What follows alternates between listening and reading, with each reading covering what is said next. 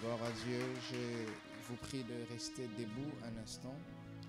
J'ai une portion d'écriture à nous proposer qu'on a déjà lu plusieurs fois ici. Et on va relire ces textes.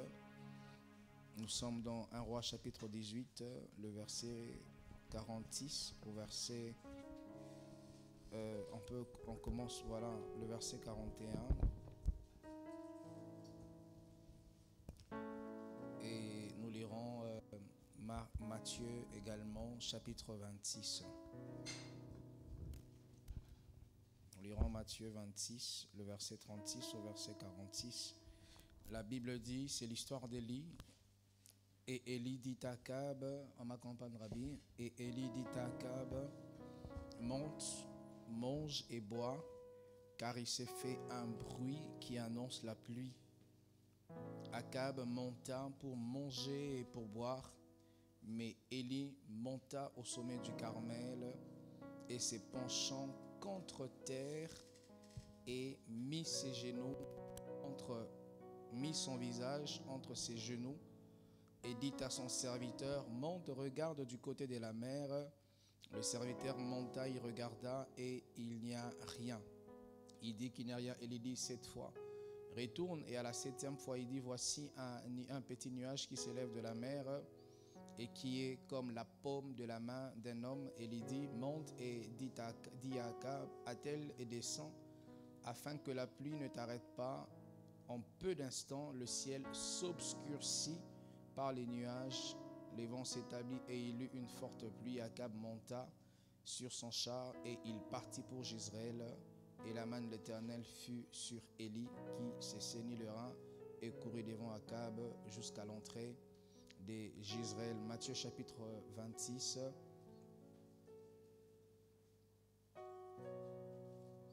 Matthieu chapitre 26, le verset 36. Là-dessus, Jésus alla avec eux dans un lieu appelé Gethsémane et il dit aux disciples, asseyez-vous ici pendant que je m'éloignerai pour prier. Et il prit avec lui Pierre et les deux fils de Zébédée et il commença à éprouver de la tristesse et des angoisses. Il leur dit alors, mon âme est triste jusqu'à la mort, restez ici et veillez avec moi. Puis, ayant fait quelques pas en avant, il se jeta sur sa face, il pria ainsi, mon Père, s'il est possible, que cette coupe s'éloigne de moi, toutefois, non pas ce que je veux, mais ce que toi tu veux. Et il vint vers les disciples qu'il trouva endormis et dit à Pierre, vous n'avez donc pas pu veiller 1 heure avec moi, veillez, priez, afin que vous ne tombiez pas dans la tentation. L'esprit est bien disposé, mais la chair est faible. Il s'éloigna une seconde fois et pria ainsi, mon Père, s'il n'est pas possible que cette coupe s'éloigne sans que je la boive, que ta volonté soit faite. Il revint et les trouva encore endormis, car leurs yeux étaient apaisantis. Et il les quitta et s'éloignant, il pria pour la 3e fois, répétant les mêmes paroles. Puis il alla vers ses disciples, il leur dit, vous dormez maintenant et vous vous reposez, voici l'heure est proche et le Fils de l'homme est livré aux mains des pécheurs. Levez-vous, allons, voici celui qui me livre s'approche. Reprenez vos places s'il vous plaît. Je vous salue au nom de Jésus-Christ de Nazareth et je vous prie de faire de même à votre frère, à votre sœur à vos côtés et à nos frères et sœurs qui suivent sur Internet. Nous vous saluons au nom de Jésus-Christ de Nazareth. Les thèmes de mon message ce soir, c'est prier jusqu'à l'exaucement. Ça fait, je crois, 2 ou 3, même 4 semaines, je suis en train de parler chaque jeudi sur le même thème. Les jeudis passés, j'ai parlé de l'histoire de comment il s'appelle, d'Abraham avec son neveu Lot. J'ai dit, si tu veux prier jusqu'à obtenir un exaucement, tu dois avoir dans ton cœur un fardeau. Si tu es vide dans la présence de Dieu, tu n'auras rien. Il faut que ton cœur soit rempli de quelque chose. Il faut que ton cœur brûle de quelque chose. Il faut que tu aies un poids dans ton cœur qui te conduira vers Dieu pour en ressortir léger. C'est ce qu'on appelle un fardeau. On entend les gens dire, j'ai un fardeau pour les enfants, donc j'ai un poids pour les enfants, j'ai un fardeau pour les sourds-muets. Donc pour moi, j'ai comme une mission dans leur vie. J'ai un fardeau pour les Chinois. Je connais quelqu'un, un pasteur qui a un fardeau pour les Chinois. il aime la Chine plus que tout. D'autres, ils ont un fardeau pour prêcher l'évangile aux malentendants. Ils vont apprendre même leur langage. C'est un poids qu'il y a dans leur cœur. Ça pèse dans leur cœur. Et ces poids leur permettent d'avoir comme les carburants qui les conduira afin de s'approcher sans cesse dans la présence de Dieu et de pouvoir parler dans les cœurs, cœur à cœur avec Dieu. Lorsque ton cœur ne brûle pas pour Dieu, tu trouveras les moments de prière très ennuyants. Lorsque ton cœur est vide, tu ne comprendras pas comment les autres font pour beaucoup prier. Et toi-même, si tu as la volonté, lorsque tu y vas, tu ne sais pas beaucoup prier parce que ton cœur est vide. Si tu veux être présent de manière permanente dans la présence de Dieu, tu dois avoir un cœur brûlant pour Dieu. Tu dois avoir un cœur qui a un fardeau. Tu dois avoir une forme d'insatisfaction où tu n'es jamais rassasié. Tout le temps, tu veux plus. Tout le temps, tu veux plus. Et nous avons lu ces textes dans Genèse 18 où nous avons vu un homme qui avait un fardeau pour un peuple, qui avait un fardeau pour Sodome et Gomorrhe, représenté par son neveu Lot. Il a prié, il a même osé, entre guillemets, déranger Dieu pour dire à Dieu, je ne parlerai que 7 fois. Et jusqu'à ce que Dieu a dit, si je vais détruire cette ville, et j'ai trouvé un minimum de 10 justes, je ne détruirai pas la ville. Parce qu'il y avait un homme qui s'était levé, un intercesseur, pour prier. Et Dieu avait, ce jour-là, épargné la famille de Lot et d'Abraham. Peut-être Lot pouvait se dire, ah, tiens, c'était la chance, Dieu ne m'a pas tué. Ou soit peut-être c'était mes jeunes. Mais c'est que Lot ne savait pas, il y avait quelqu'un qui avait pris soin de prier. Un fardeau, de prier et de prier. Et pour ce soir, je vais parler d'un seul point. Je vais parler de la discipline dans la prière. Si tu veux prier jusqu'à voir l'exaucement, il faut avoir la discipline dans la prière. La plupart d'entre nous, je ne sais pas, mais je ne sais pas s'il y a des endroits où on prie beaucoup comme dans l'église de réveil. Je ne pense pas, je ne sais pas au Cameroun, mais je n'ai pas encore vu une église qui prie autant que l'église de réveil. Nous prions. Je connais même des églises qui prient le dimanche jusqu'à 14h. Je connais même au Congo une église chez nous, une religion, ils prient de 9h à 17h. Ils prient, donc on prie beaucoup au Congo, mais comment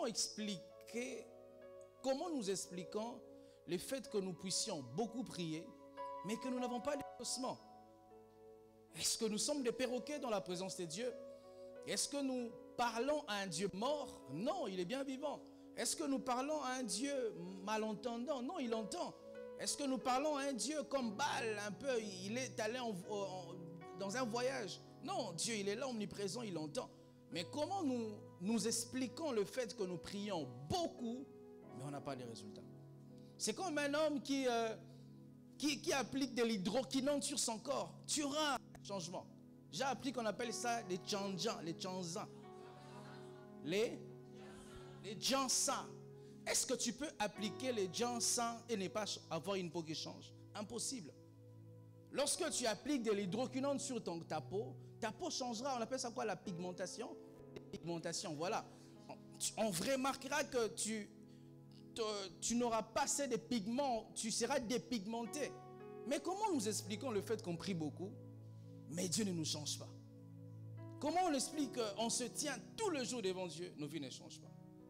Et Satan aime nous garder dans l'ignorance, de dire des choses, de prier, sans savoir pourquoi ça ne marche pas. Mes équipes, surtout la com, c'est une des équipes que je coince beaucoup. On reste avec eux des fois jusqu'à 22h, on travaille.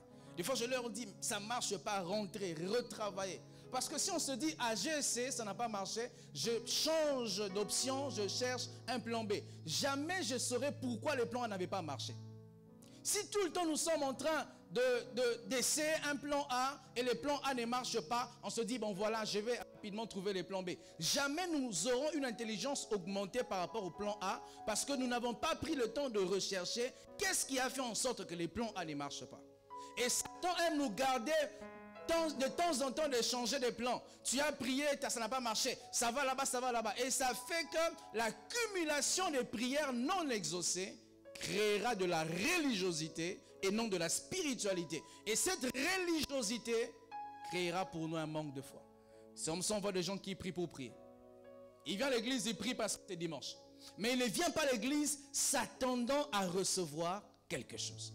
La Bible dit, lorsque les apôtres regardaient un homme qui était boiteux devant le temple, lorsque Pierre, je crois, leur a dit, regarde-moi, il a dit, je n'ai ni or, ni argent, c'est que j'ai, je te le donne au nom de Jésus. La Bible dit, cet homme regardait les apôtres s'attendant à recevoir quelque chose. Et les gens à l'église, nous prions sans nous attendre à recevoir quelque chose. C'est comme ça nous prions sans recevoir, parce qu'effectivement, nous prions sans nous attendre à recevoir quelque chose.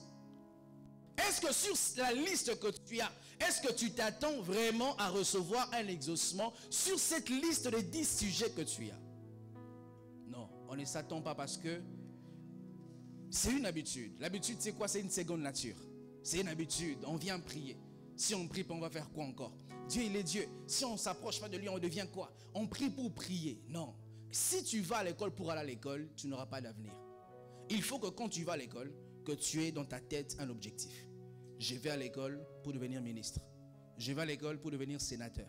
Je vais à l'école pour devenir un businessman. Je vais à l'école pour devenir un PDG. Je vais à l'école pour devenir un ingénieur. Je vais à l'école pour devenir un médecin. C'est ça qui te motivera même quand les autres ne voudront plus aller à l'école. Toi, tu vas aller parce que dans ta tête, tu as un rêve. Et lorsque nous venons prier, sans avoir cette discipline, nous aurons beaucoup de prières sans exaucement. Et je vous assure, mes frères, il n'y a pas plus frustrant que d'avoir des tonnes de prières adressées à Dieu et de ne pas avoir l'exaucement. Tu as beaucoup de prières que tu as priées, mais tu n'as pas d'exaucement. Une parenthèse que je vais fermer très rapidement. Je conseille à mes frères et sœurs, lorsque vous priez, apprenez à écrire au sujet des prières. Ça vous permettra de savoir si Dieu les a exaucés ou pas. Parce que ton cerveau ne retient pas tous les détails. Mais si tu écris vraiment les sujets qui te tiennent à cœur, de temps en temps, et là c'est ce que moi je fais, lorsque les gens, j'ai tellement de gens qui me demandent de prier, c'est beaucoup, je ne peux pas tout retenir. Des fois quand quelqu'un m'écrit, pasteur prie pour moi, je prends ça, si c'est vraiment un sujet, je sens que je dois m'y mettre longtemps, j'écris ça dans mon téléphone. Ça fait que quand je vais dans la présence, j'ai mon téléphone ou ma tablette, j'ai ces sujets-là, je prie. Et lorsque Dieu exaucera, je saurai cocher « Ok, Dieu l'a fait ». Mais si je l'avais dans ma tête a beaucoup de choses. Je ne peux pas oublier que Dieu a exaucé. Alors que Dieu a exaucé, il est quelquefois bon de retourner en arrière pour voir ce que Dieu a fait, afin dans ton présent d'avoir la foi d'hier pour avoir l'exaucement d'aujourd'hui et de demain. Si Dieu a fait hier, tu vas consulter ce qu'il avait fait hier. Ça te donnera de la foi pour croire qu'il peut faire aujourd'hui. La Bible dit que Dieu est le même hier, aujourd'hui et demain. Donc le Dieu qui a fait hier n'est pas à jeter. Si Dieu a fait hier, il ne faut pas jeter ça. Il faut de temps en temps rentrer dans ton passé, voir ce que la main de Dieu avait fait, afin que tu sois à nouveau nourri de la foi pour demander aujourd'hui. Alléluia.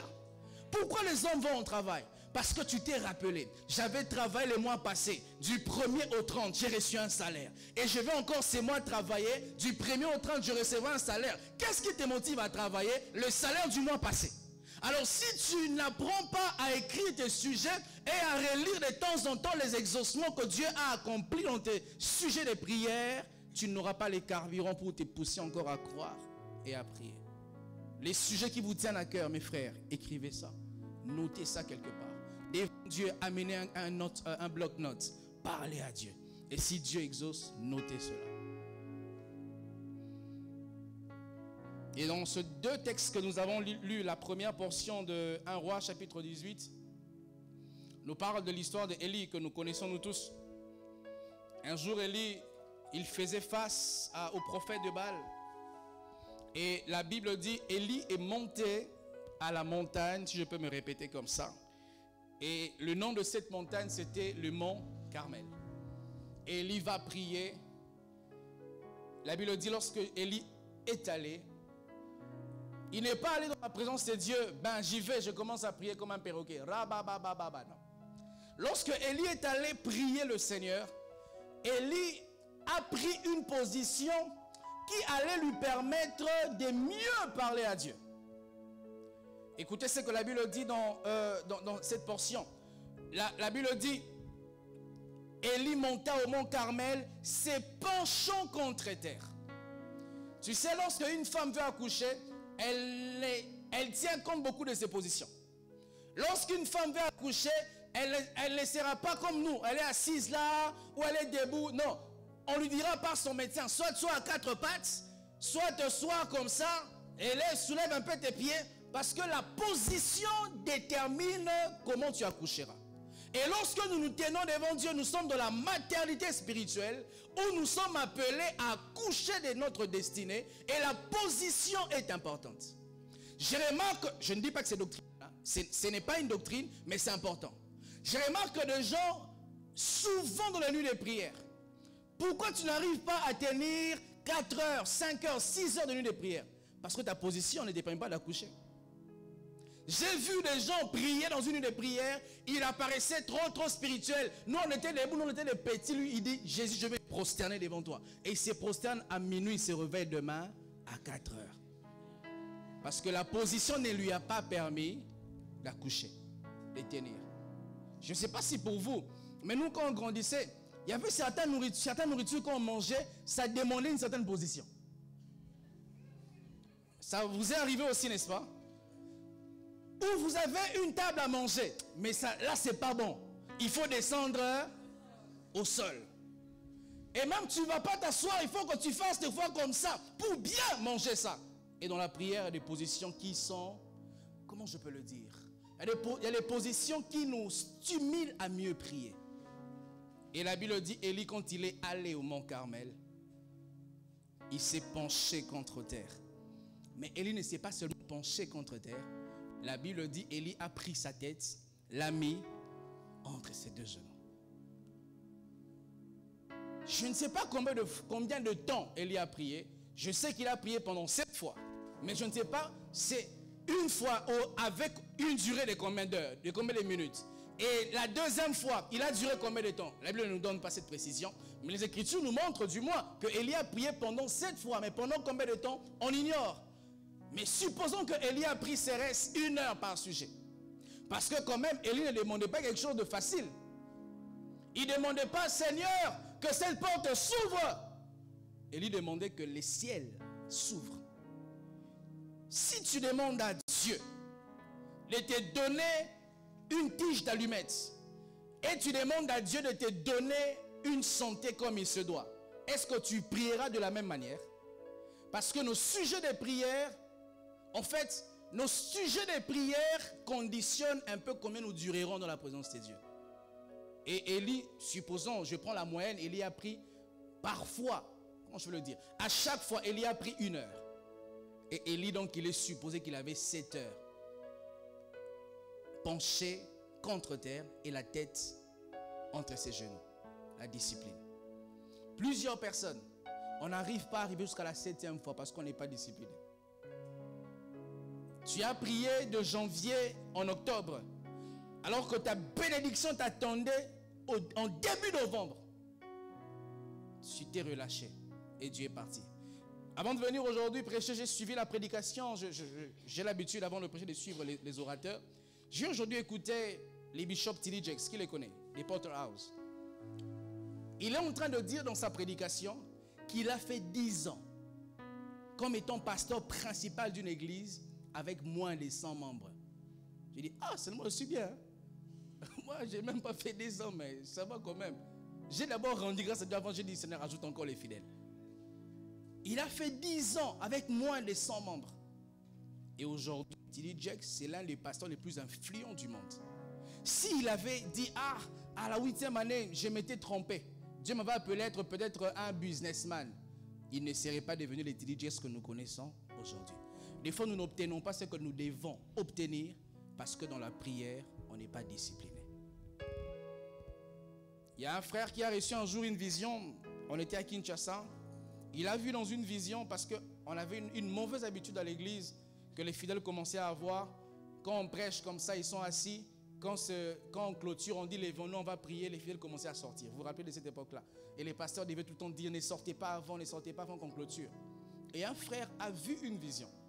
Il a vu une assemblée, la compassion, et il a vu la même scène où les gens se levaient, ils partaient, et leur siège restait vide. Et il a vu les anges en ce moment-là qui descendaient avec les cadeaux pour chaque siège. Ceux qui étaient sur leur siège en recevaient. Et ceux qui n'étaient pas ont déposé leurs cadeaux sur leur siège vide. Ils seraient rentrés à la maison, ils vont dire, ah encore aujourd'hui Dieu ne m'a pas visité. Mais ce qu'ils ne savaient pas, c'est que Dieu les avait visités à un moment où ils avaient perdu leur discipline. Et nous sommes indisciplinés des fois dans la prière. Dans la présence de Dieu, on est sur WhatsApp. Dans la présence de Dieu, on est absent, mais dans la présence de Dieu. Dans la présence de Dieu, on pense au transport. Comment je vais rentrer? Dans la présence de Dieu, on pense à comment je vais manger. Dans la présence de Dieu, on pense après la dette là de mon bailleur. Nous sommes le 30, la fin du mois. Comment je vais résoudre ça? Toutes ces choses nous font sortir de la présence de Dieu. Et nous sortirons de la présence de Dieu comme si nous n'avions pas été dans la présence de Dieu. Et d'ailleurs, nous n'avions pas été dans la présence de Dieu. Parce que ton corps peut être ici, mais ton esprit n'est pas là. Et Dieu tient compte de ton esprit. La Bible dit, en réalité dans l'homme, c'est l'esprit. Élie était discipliné. Discipliné. S'il avait dit, je vais faire un jeûne de 40 jours, jusqu'à ce que le ciel va s'ouvrir à nouveau et la pluie va descendre, j'allais faire un jeûne de 40 jours. Mais nous, quand on commence à prier, tu as donné les modalités, je vais faire un jeûne de 3 semaines. Première semaine, je mange le soir léger. Deuxième semaine, je prends du thé. Troisième semaine, je fais ça sec. Deuxième semaine, nous voulons exhorter Dieu. Dieu, tu vois, j'ai des maux d'estomac. Si je ne le fais pas, tu sais que je ne pourrai pas finir ces jeûnes, Seigneur. Tu dois me comprendre. Nous exhortons Dieu. Et Dieu aussi, comme les gentlemen, il comprend. Mais c'est nous qui perdons. Lorsque nous sommes indisciplinés, Dieu reste Dieu. C'est nous qui changeons. C'est nous qui ne deviendrons pas les personnes que nous étions censés devenir. Vous savez, mes frères, chaque croyant sincère envers lui-même, il sait savoir que je suis appelé à avoir une vie, mais que je ne l'ai pas encore maintenant. Si tu es un croyant sincère, tu sais savoir que la vie de Pierre que j'ai, ce n'est pas la vie que je suis censé avoir. La vie financière que j'ai, ce n'est pas la vie financière que je suis censé avoir maintenant là. Et Dieu reste Dieu. C'est nous qui devenons des personnes frustrées. Parce que nous sommes indisciplinés dans la présence de Dieu. Lorsque nous prions, on pense à Dieu. Vous savez, j'ai remarqué des fois lorsque nous prions, ce sont les premières minutes qui comptent pour nous. Mais si ça traîne beaucoup, on commence à se relâcher. J'ai gardé 2 définitions pour expliquer c'est quoi la discipline. La première que j'ai eue, la discipline, c'est la capacité qu'un homme a dompté et à maintenir en soumission les côtés rebelles et naturels. La discipline, c'est cette capacité qu'a un homme à dompter et à maintenir en soumission les côtés rebelles et les côtés naturels. Naturellement, nous sommes des rebelles. Vous voyez les enfants, quand tu leur mets quelque part, tu lui dis tu ne parles pas, il va avoir les démangeaisons, il doit parler. Un autre exemple, les murs qui tombent souvent sont les murs qu'on a écrit dessus, n'urinez pas, ici. Lorsque tu écris seulement n'urinez pas, c'est quand on a les démangeaisons, il faut que j'urine là-bas, il pense à quoi? Et ce sont les murs qui tombent parce que nous avons tous ici un côté rebelle. Un côté qui te presse. Lorsque tu pries, tu es pressé de quitter. Mais la même personne, quand elle est devant la télévision, elle peut ou ne pas se rendre compte, mais tu peux des fois regarder 5 films. De manière successive. Je ne sais pas, mais moi ça m'est arrivé un jour. J'ai regardé une série télévisée qu'on appelle 24 heures chrono. Qui connaît ça? Malheur à moi, je l'avais dans mon disque dur. Donc quand apparemment on est nombreux, bon, on était nombreux, je ne suis plus de votre. Hein. Quand un épisode finit, ça s'enchaîne. Et puis ça finissait bizarrement. Tin, tin, tin, tin, tin. Il faut seulement que je voie, est-ce que Jack Bauer était mort ou il n'était pas mort? Et on suit. Les mêmes corps peuvent tenir là, devant Jack Bauer. Et tu te rends compte que tu n'as même pas mangé, tu ne t'es pas lavé, Tu n'as pas respecté ton agenda journalier parce que tu étais captivé. Mais la même personne, on lui dit, prie seulement 1 heure. Tu ne sauras pas. C'est ce qui est arrivé aux disciples. Jésus les amène. Il leur a dit, on va prier. Jésus, il fait quelque part. Il va prier dans Matthieu 26. Il prie 1 heure. Il revient, il trouve Pierre endormi. Je ne sais pas si Pierre s'était endormi 20 minutes après. 5 minutes après. Mais la moyenne, c'était dans 1 heure, Pierre n'a pas pu tenir. Parce que Pierre était indiscipliné. Le même Pierre, si on lui disait, on va aller pêcher. Il était pêcheur naturellement et il peut pêcher. Et si vous ne le savez pas, Pierre avait une discipline de pêcher toute la nuit. N'est-ce pas? Un jour, Jésus dit à Pierre, prends ton filet, jette. Il répond à Jésus, nous n'avons pas pu trouver un seul frétin durant toute la nuit. Parce que Pierre avait la capacité, quand il s'agit de ses intérêts, comme on dit au Congo, donc qu'on mette la tête seulement, on va couper. Je ne sais pas c'est quelle expression que je peux dire ici en français. Advienne que pourra. Je crois que ça doit être ça. Quand il s'agissait de Pierre, sa propre vie, les choses que sa chair aimait, ah, ça vraiment, j'ai toutes les énergies que possible. Les ancêtres démoniaques qui étaient morts même, ils sont ressuscités. Pour avoir sur toi une force surnaturelle pour tenir devant la télévision. Mais la même personne, quand il faut lire la Bible pendant 15 minutes, il s'endort. Je ne sais pas pour vous, mais moi ça m'a beaucoup combattu durant un moment de ma vie chrétienne. Tu es tout éveillé. Quand tu ouvres seulement la Bible, pouf, tu as sommeil. Parce que le côté naturel est rebelle. Il faut dompter ces côtés naturels. Il faut maintenir en soumission ces côtés naturels. Et pour parvenir à dompter ces côtés naturels, il faut la discipline. Où tu dis, je vais prier 15 minutes. 15 minutes. La première fois de ma vie que j'ai prié 4 heures du temps, j'avais dit à Dieu, aujourd'hui je vais oser prier 4 heures. Et pas n'importe comment. Je vais prier 4 heures à genoux. Il était 12 heures, je me rappelle très bien. Je me suis mis à genoux dans ma chambre. Il était supposé que j'arrive jusqu'à 16 heures, n'est-ce pas? Je mets à genoux, je vous assure, mes frères, au bout de quelques minutes, même avant 1 heure.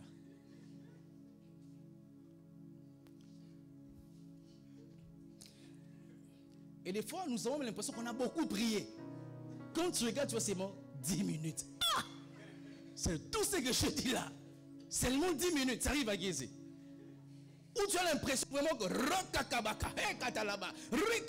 tu penses que tu as beaucoup fait. Mais quand tu regardes, tu vois 10 minutes. Tu dis, est-ce que je n'avais pas beaucoup osé, Seigneur? 4 heures. Je suis déjà fatigué dans 10 minutes et il me reste 3h50 minutes. J'avais dit à Dieu, je ferai 4 heures, ça sera 4 heures. Et ce jour-là, j'ai remarqué, après que j'ai dompté mon corps comme ça, jusqu'aujourd'hui, je sais prier dans toutes les conditions. J'ai un chien chez moi à la maison.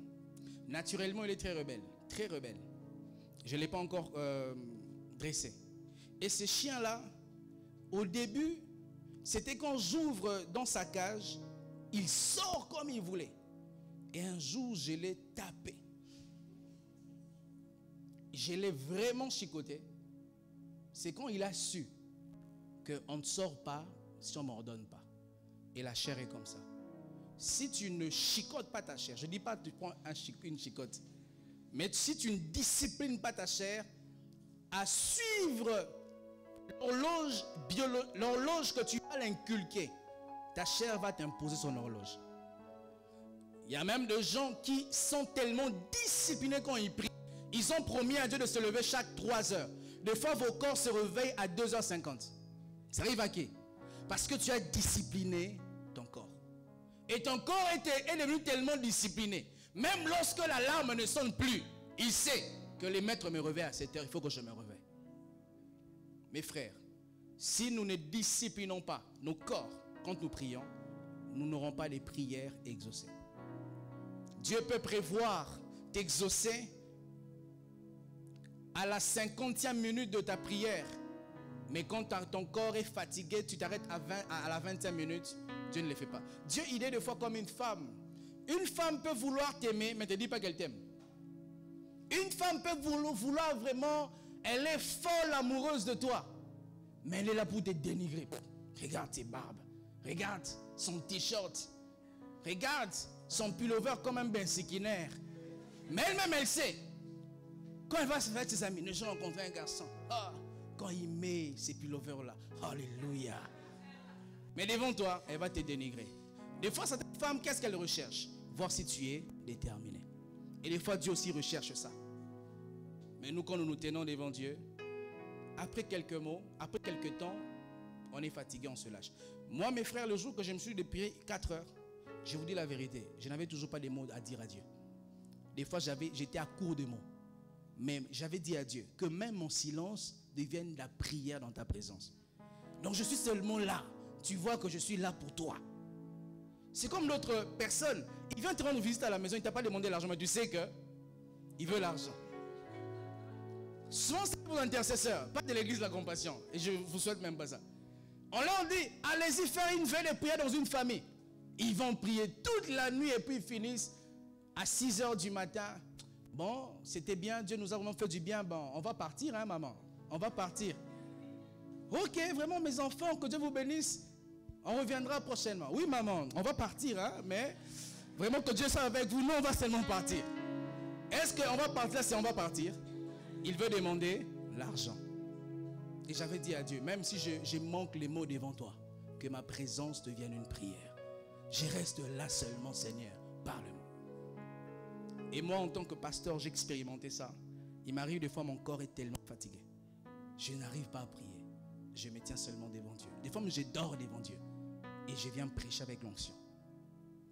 Parce que, imaginez mes frères, un objet qui était pendant longtemps dans la présence d'un démon, d'un sorcier, ou un objet qui était longtemps dans une atmosphère qui sentait les parfums.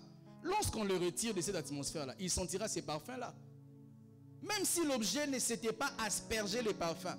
Du moins, le fait qu'il se soit retrouvé dans un environnement où il y avait l'odeur d'un parfum, il en ressortira avec cette odeur-là. Et quand tu te tiens devant Dieu, tu ressortiras avec l'odeur de la présence de Dieu.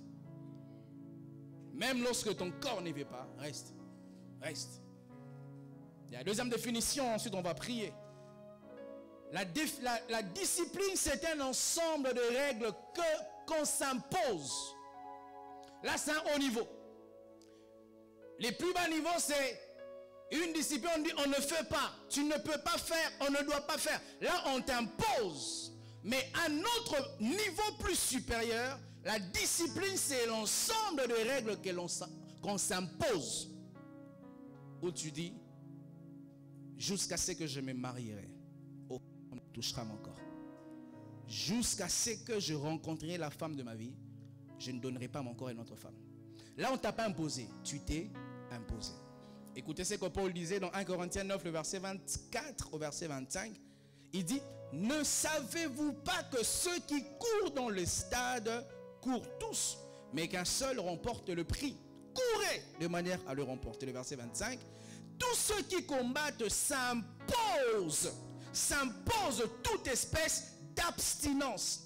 Et ils ne le font pas pour obtenir une couronne, ils le font pour obtenir une couronne corruptible. Mais nous, faisons-le pour obtenir une couronne incorruptible. Paul est en train de parler ici des athlètes. Lorsqu'un athlète doit courir, l'homme le plus rapide, là, comment il s'appelle encore? Voilà, lorsqu'il veut courir, il y a des choses qu'il ne peut pas manger. Et moi, je vois les chrétiens, nous sommes tellement indisciplinés, mais nous voulons vivre les résultats des hommes disciplinés. Prédicateur, tu ne cherches pas Dieu. Tu n'as pas l'habitude de prier, de te lever la nuit pour chercher Dieu. Mais tu veux avoir des prédications où je prêche 4 heures, ça coule, ça ne finit pas. Que je commence à dire un peu comme le pasteur Marcelo, je ne suis que dans mon introduction. Mais tu ne travailles pas. Comment ça va couler à flot si tu ne travailles pas? Ceux qui m'écoutent, ils savent que je travaille mes prédications. Les dimanches, en prêchant, j'ai même sorti une version de Bible qui date de 1899. La Bible de Zadok. Tu connaissais ça? Moi, je suis allé chercher ça. Je prends mon temps pour travailler. Je m'impose une discipline. Et quand je prêche, Je sens vraiment. Voilà, tout ce que j'ai écrit aujourd'hui, c'est ça. Regardez. Tout ça, c'est ça. Mais je peux prêcher ça 2 heures du temps, que ça. Parce que je me suis imposé les disciplines. Des fois, j'entre ici en retard parce que je prends le temps de bien perfectionner ma prédication. Mais on a des prédicateurs, il va être un bon prédicateur sans s'imposer la discipline. Il va être un bon chanteur sans travailler. Un chanteur qui mange les tchanzans. Un chanteur qui mange l'huile rouge. Un chanteur qui mange la passe d'arachide. Un chanteur qui mange le héros. Sorcier que Dieu. Pasteur, quand je chante, ma voix se casse. On me combat. C'est toi le sorcier de ta propre vie. Tu t'imposes pour la discipline. Et tu veux dire, Dieu m'a appelé. Lorsque je chanterai, les gens seront guéris. On sera malade. Parce que tu t'imposes pas la discipline. Je suis en train de vous m'écouter. Hein?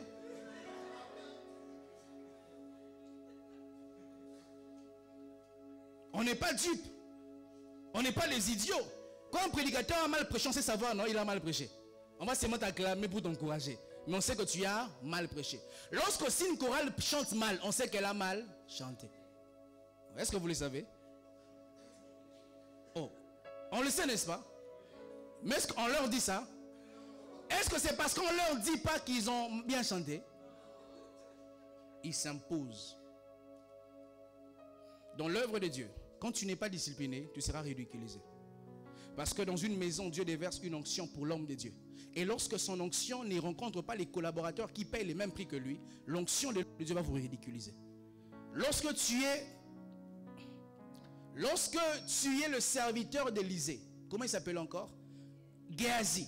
Et que l'onction qui est sur Élysée, qui est censée venir sur ta vie, cette onction ne te trouve pas disciplinée, cette onction va te disqualifier. On s'envoie les gens autour de l'homme de Dieu. Ils se disqualifient. Parce qu'ils ne payent pas le prix, ils ne sont pas disciplinés. Êtes-vous disciplinés quand vous priez? Et je vois des ouvriers. Je viens ici des fois très tôt, hein, pour voir comment vous vous comportez. Et je vois Boris prier seul, lui-même là-bas. Mais il y a des ouvriers ici. Et il sera différent de vous. Parce qu'il s'impose une discipline. Il sait que quand il est 17h juste, c'est l'heure de l'intercession. Mais l'ouvrier, tu n'y vas pas prier. Et quand il va monter, on va dire que les pasteurs l'aiment plus que les gens. Non. C'est qu'il sait. Il est en train de danser vraiment la danse de mon onction. Il fait le même mon onction. Nous ne nous imposons pas les disciplines. Et même quand il faudrait que nous ayons une petite discipline, c'est quand on nous impose. On dit retraite, c'est quand tu vas. On dit, le pasteur a dit, si tu ne vas pas, tu seras suspendu. Là, tu viens. Tu as un bas niveau. Ceux qui courent pour une couronne corruptible, ils s'imposent. J'ai suivi à l'époque une interview de Céline Dion que vous devez connaître sûrement. Elle a dit des fois elle prépare un concert 6 mois en avance, elle gère sa voix. Parce qu'elle sait que sa voix c'est l'instrument principal de sa vie. Elle s'impose. Mais nous devons dire on ne s'impose pas. Est-ce que quand tu vas prier, tu te disciplines, tu dis que je vais prier 4 heures? J'aurai 3 sujets. Chaque sujet aura 1 heure. Tu te disciplines comme ça. C'est comme ça qu'on continue dans la prière. Moi, quand je prie, je me discipline. Quand je dis je vais prier 1 heure. Et dans 1 heure, j'ai un sujet par exemple. Lorsque nous n'avons pas une vie de prière disciplinée, nous aurons à dépenser nos munitions spirituelles et on n'aura pas à atteindre le biais. Parce que nous allons tirer n'importe comment et nous dépenserons nos énergies. Il faudrait que nous sachions canaliser nos énergies en disant, durant tous ces mois d'octobre, je prie pour rien d'autre que pour ma vie spirituelle. Et après les mois qui suivent, je prie pour ma vie financière. C'est quand il y aura une concentration de prière. Et quand c'est tellement concentré, ça va exploser. Mais nous, on n'est pas disciplinés. Rapidement, on quitte un sujet à un autre, rapidement. Qu'est-ce qui nous... Je ne sais même pas pourquoi nous quittons comme ça. Alors que Dieu n'est pas rassasié de ça. Lorsque la Bible parle de la discipline que Jésus a eue, la Bible dit, il disait à Dieu les mêmes paroles. Les mêmes paroles, mes frères. Si tu peux éloigner cette coupe, il prie 1 heure, il rentre. 2 heures, il rentre. Si tu peux éloigner 3 heures, il demande la même chose à Dieu. La discipline. Je pense de tout mon cœur, mes frères, que si l'église, il y a des croyants qui n'ont pas une vie exaucée, parce qu'on les enseigne très mal. On nous dit seulement on va aller prier. Et dans ta tête, tu n'es même pas préparé. C'est comme une fille qui veut seulement se marier sans qu'on la prépare pour qu'elle sache à quoi ressemble un mariage. C'est comme ça on voit des filles qui ont dans le mariage, elles sont perdues, elles sont dépaysées parce qu'on ne les a jamais appris. C'est quoi le mariage? On les a pas appris. Elles se sont fait des idées sur internet que le mariage c'est se lever le matin et ton mari amène un plateau d'œufs sur ton lit. Un plateau avec les fruits, les jus, croissants, chocolat chaud. C'est pas ça mes soeurs. Tu peux tomber sur un mari qui travaille beaucoup, il rentre très tard, il a besoin de se lever peut-être à 8 heures. Donc toi tu attends, et toi et le mari à 8 heures, vous ronflez sur les lits. On attend qui va se lever avant l'autre pour faire à l'autre l'été. Si on ne nous prépare pas, nous aurons beaucoup de ratés. Des ratés, on va beaucoup prier, mais on a des ratés. Vous voyez, c'est petit mot, discipline, mais qui est très important. Est-ce que tu es capable de discipliner tes pensées? Tu te tiens ici, tu pries. Tu disciplines tes pensées. Tes pensées ne divaguent pas. Tu penses à une seule chose, du début à la fin. La discipline, ce n'est pas seulement discipliner son corps. Discipliner même la multitude de tes pensées. Lorsque tu pries, est-ce que tes pensées te contrôlent ou tu contrôles tes pensées? Contrôler ses pensées n'est pas faire les vides de la pensée. Là, tu fais du yoga, de l'occultisme. Mais c'est avoir une capacité où quand tu pries pour une chose, tu n'es que sur cette chose-là. Nous n'avons pas les prières exaucées parce que nous sommes comme des plantes. Tu avais commencé une prière de 2 heures, tu pensais à cet exaucement de ta guérison. Et après 30 minutes, tu penses maintenant, quand j'aurai la voiture. Tu es comme une plante qu'on a plantée quelque part. Après un jour, on la déracine, on la plante quelque part. Après un jour, on la déracine. Cette plante-là mourra parce qu'elle n'est pas stable. Frères, sœurs, il y a des choses, il n'y a pas de démons qui t'empêchent d'avoir l'exaucement. C'est nous-mêmes. On n'est pas disciplinés. On n'est pas discipliné. On est vite. On est pressé de passer à autre chose. Alors que Dieu est encore là. Vous savez, Dieu, des fois, il est comme une femme. Il y a un artiste de chez nous qui a chanté, il a dit Dieu est conjugué au féminin. Des fois, une femme, pas des fois, la femme aime plus les temps avec son mari. Des fois, elle peut vouloir rien d'autre que toi. Sois là dans sa présence. Même si tu ne lui donnes pas l'argent, elle veut seulement que tu sois là. Et des fois, Dieu, il veut seulement que tu sois là. Maintenant, nous avons des maris qui pensent que lorsque la femme veut que son mari soit, c'est pour le sexe. Et ils y vont directement, donne-moi ton corps. Et la femme ne trouve pas qu'elle est assez préparée pour ça. Et la femme est frustrée. Mais quand la femme est satisfaite d'avoir eu son temps avec son mari, elle te donnera ce que tu n'as pas demandé. Et lorsque nous nous tenons devant Dieu, et Dieu s'est satisfait de notre présence, nous obtiendrons des choses même qu'on n'a pas demandées. Lorsque tu recherches les cœurs de Dieu, tu auras la main de Dieu. Lorsque tu as touché mon cœur, tu auras ma main. Lorsque mon cœur t'admet, je t'aime, dans mon cœur tu as approuvé. Même si tu ne m'as pas demandé ma poche, tu auras ma poche. Et lorsque nous touchons le cœur de Dieu, en étant disciplinés dans sa présence, où nous restons là, nous aurons sa main. Moïse aimait la présence de Dieu, discipliné. Il fait premier tour, 40 jours devant Dieu. Il redescend, on l'apprend de choses, il remonte encore 40 jours. Et lorsqu'il redescend, son visage rayonnait. Nulle part dans les Écritures, on nous montre que Moïse avait demandé à Dieu, Seigneur, que mon visage rayonne. Mais il avait touché le cœur de Dieu et Dieu lui a donné sa main. Mes frères et mes sœurs, si nous ne nous disciplinons pas dans la présence de Dieu, nous en ressortirons comme si nous n'avons jamais rencontré Dieu. Si nous ne nous disciplinons pas dans nos relations de fiançailles, on risque de perdre un mari que Dieu nous avait donné, une femme que Dieu nous avait donnée. Parce que dans tes fiançailles, tu n'es pas discipliné, tu couches avec d'autres filles et cette femme de ta destinée te quitte. Dans tes fiançailles, tu n'es pas soumise à ces garçons. Et tu perds l'homme que Dieu t'a destiné parce que tu n'es pas discipliné. Lorsque tu te tiendras devant Dieu à partir d'aujourd'hui, apprends à te discipliner. Vous savez, le signe de fois que tu n'es pas discipliné, je vois des gens, tout le temps ils bougent leurs pieds.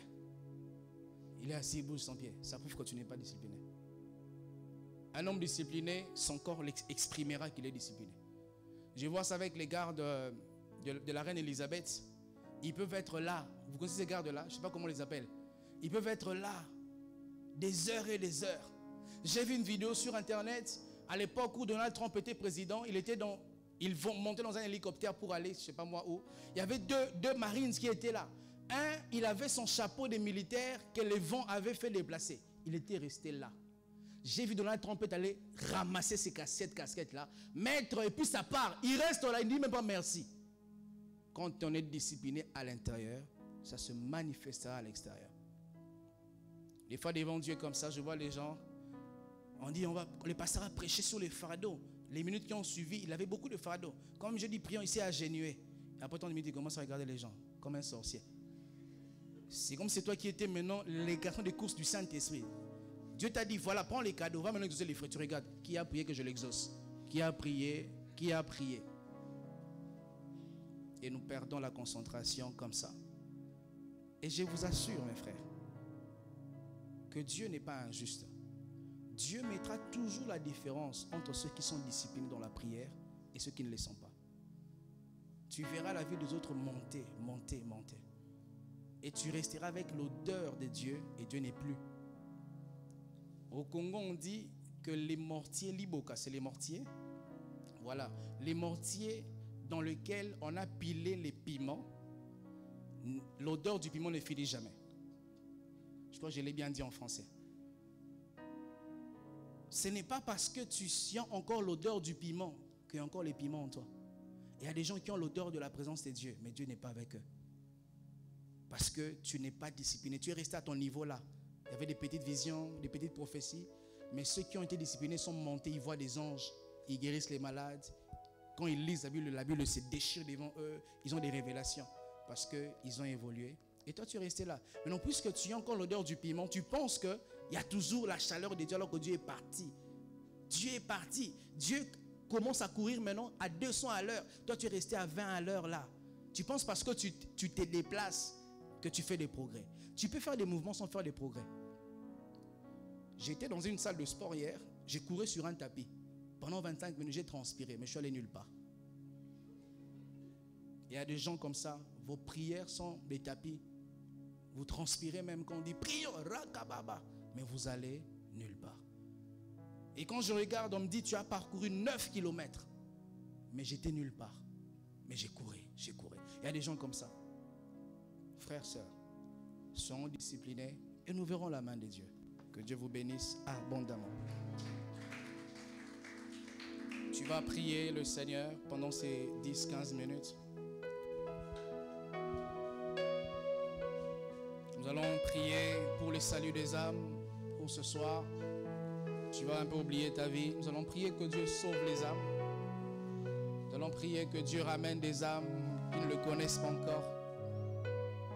Les âmes de ta famille, les âmes de ton quartier, les âmes que tu connais et que tu ne connais même pas.